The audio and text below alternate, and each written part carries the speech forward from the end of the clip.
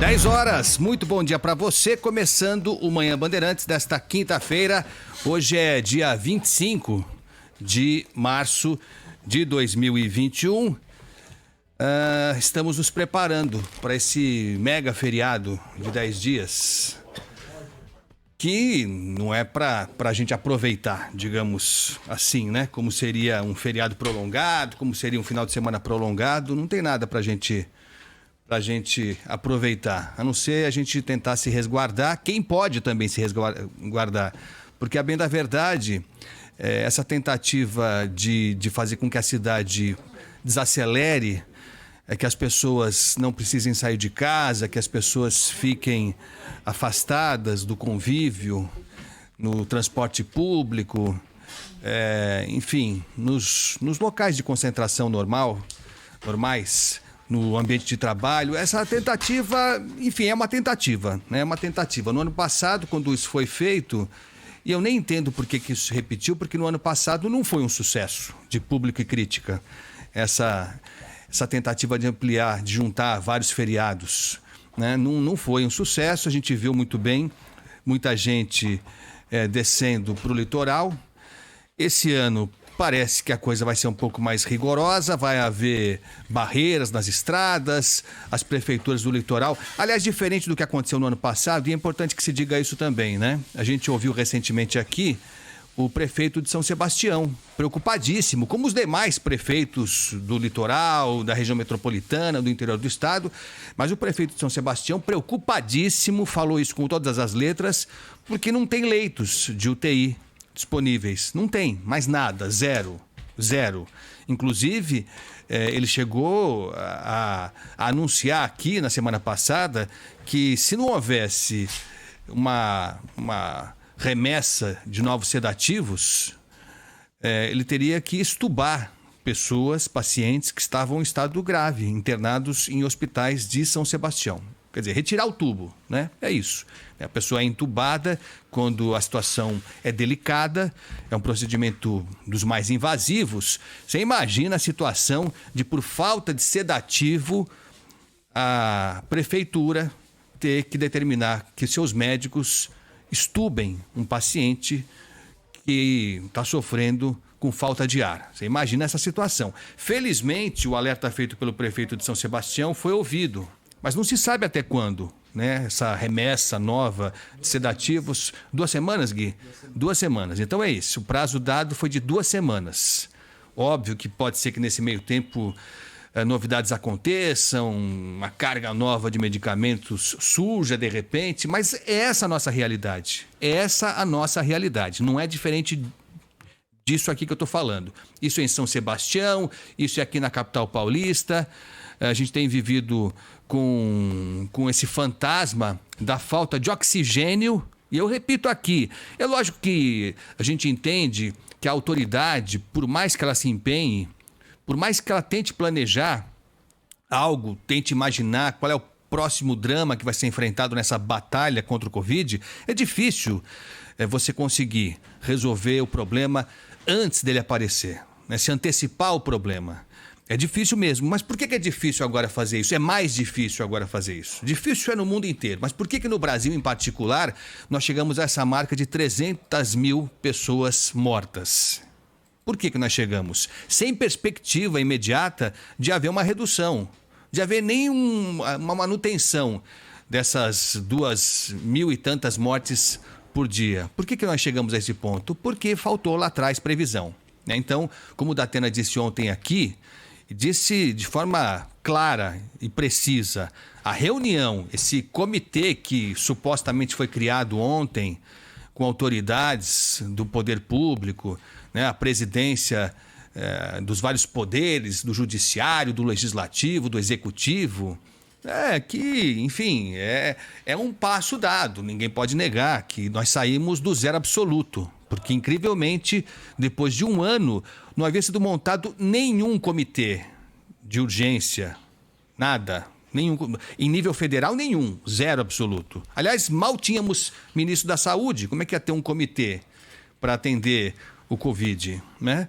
Agora temos um ministro, voltamos a ter um ministro que é da área, que é da saúde, pelo menos isso. pelo menos isso, né? Nós temos alguém que é do ramo e que ontem disse que é médico, reafirmou que é médico, né? Que não é maquiador, que não vai maquiar os números como aparentemente se tentou. Porque é isso, nós estamos na pior crise, nós somos o país que pior vem lidando com o Covid, mas isso é disparado. E aqui não há nenhuma análise subjetiva, não há nada de ingerência política ou de leitura enviesada, nada disso. Aqui são dados, são números concretos. Óbvio que se politizou muito, lógico, e ainda há esse risco, lógico que há, óbvio que há. Mas me parece, sem querer ser otimista, porque não há espaço para otimismo, me parece que ontem começou a cair a ficha do nosso governo federal. Tarde, bem tarde, muito tarde. O prejuízo está feito já. As mortes, obviamente, não tem mais retorno. Essas vidas se perderam. E algumas delas, seguramente, ou todas elas, causando um estrago enorme para dezenas de outras pessoas, né? São pais, são mães, são filhos, são pessoas que vão fazer falta. E essa sensação, porque isso é o cruel nessa história, essa sensação de que poderia ser diferente. A certeza clara de que poderia ser dado um outro destino para a condução do coronavírus aqui no Brasil. Óbvio que muita gente ia sofrer, como vai sofrer ainda. Óbvio que muitas dessas vidas seriam perdidas. Isso é óbvio. Mas esse número absurdo, inaceitável, escandaloso, de 300 mil pessoas mortas, isso poderia ter sido evitado. Claramente poderia ter sido evitado. Claramente. E eu disse aqui que não há espaço para otimismo, e eu não quero acreditar plenamente no que a gente ouviu ontem do presidente. Aliás, porque também o presidente é uma no cravo, outra na ferradura, né? Então, durante a reunião de ontem, em que aparentemente se falou de ciência, se falou de medidas de isolamento, o presidente agora, nas últimas aparições, tem sido visto com máscara. Olha só, a gente está comemorando porque o nosso presidente da República concordou em usar máscara. É pouco, né? É bem pouco.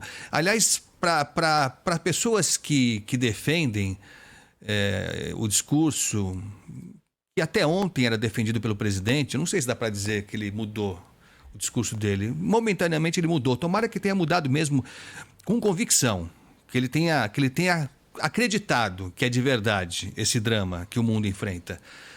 Mas eu fico pensando nas pessoas que ainda hoje, e daqui a pouco vai chegar mensagem, o Gui vai colocar no ar, vão chegar mensagens de pessoas criticando, achando que de fato esse isolamento não resolve nada, que as pessoas querem trabalhar. Ontem eu recebi uma dessas, um ouvinte que eu até peço desculpa, eu não lembro o nome dele, eu não sei se ele se identificou. Mas se identificou, eu peço desculpa, eu realmente não lembro. Mas ele disse isso. Por que tantas críticas ao presidente? As pessoas querem trabalhar, ele repetia, trabalhar. Não, todo mundo quer trabalhar. Todo mundo quer trabalhar. Faz tempo, aliás, né? Aliás, antes da pandemia, já tinha muita gente que queria trabalhar e não conseguia trabalhar, porque não tinha emprego. Muita gente mesmo. Antes da pandemia. Agora, claramente, a situação piorou demais, até porque as empresas estão fechando também. E ninguém quer isso, ninguém quer a economia andando para trás. Mas é inevitável que isso aconteça, porque aí é uma dúvida que não deveria existir. Não deveria existir. A gente vai preservar empregos ou vai preservar vidas? Aí vão dizer assim, não, as duas coisas. Não, as duas coisas quando possível. Quando não for possível, temos que preservar vidas. Porque os empregos só existirão algum dia e voltarão a crescer, eu creio nisso, se tivermos pessoas vivas para trabalhar, né? É assim que funciona. Porque também você colocar as pessoas para trabalhar sabendo que elas estão seguindo para o cadafalso, né? E aí eu vou concordar com as pessoas que criticam o governador de São Paulo, outros governadores e prefeitos também, que não conseguiram dar conta de um transporte público mais decente. É verdade mesmo, isso é verdade. A crítica aqui não vai só para o governo federal. Tem alguns pontos que são especificamente de responsabilidade de prefeitos e governadores. Não há dúvida nenhuma quanto a isso. Mas acho que essa fase já passou. E está demorando para as pessoas acreditarem nisso. Não cabe mais aqui ficar jogando responsabilidade para o presidente, se ele quer ser reeleito, se o governador de São Paulo vai ser mesmo candidato a presidente, ou se ele vai ser candidato à reeleição para o governo do estado. Tanto faz. Dane-se isso. Nesse momento, dane-se isso. Dane-se isso. A gente precisa de uma vez por todas, e já está tarde demais, acreditar que as medidas que estão colocadas pelo mundo são as poucas armas que nós temos. E são poucas. E são poucas. Mas aí não vai ter governo que vai conseguir dar conta de conter a pandemia se as pessoas, cada uma delas, cada um de nós, não acreditarmos que é preciso manter o isolamento, é preciso usar a máscara, é preciso usar o álcool gel.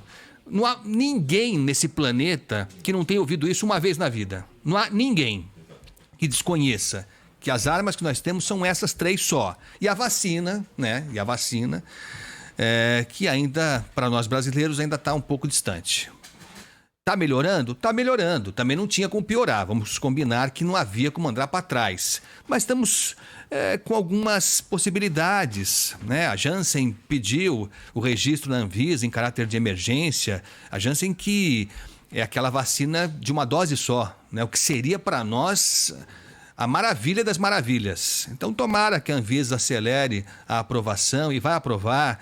Tomara que os contratos anunciados pelo ex-ministro da Saúde e confirmados alguns pelo novo ministro da Saúde aconteçam de verdade, as entregas aconteçam. Tomara que o Instituto Butantan, a Fiocruz, os dois consigam cada vez mais produzir aqui no nosso território vacinas. Enfim, o que nos cabe agora é isso. E aí eu volto ao início da nossa conversa. Esse feriado prolongado de 10 dias,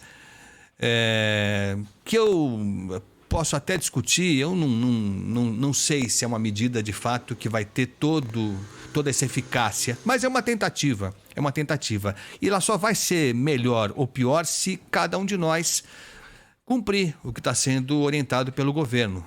E é o governo de São Paulo, do Rio também, vários governos pelo país têm adotado essa prática, estão tentando essa iniciativa, porque também temos poucas armas, são poucas armas. Então, o que nos resta são essas tentativas até que, de uma vez por todas, a gente consiga vacinar um número grande de brasileiros e aí sim tentar de uma vez por todas também confinar esse vírus. Mas, de novo, dependemos do governo federal, que o discurso de ontem se mantenha e seja de verdade. Dependemos do prefeito, dos governadores fazerem a parte deles, especificamente no transporte coletivo, que continua sendo um calcanhar enorme. Ontem, mais uma vez, e tem sido assim ao longo da semana, no Brasil Urgente, o Datena mostrando terminais rodoviários, metrô, trem, superlotado, enfim. Isso é que faz com que algumas pessoas desacreditem.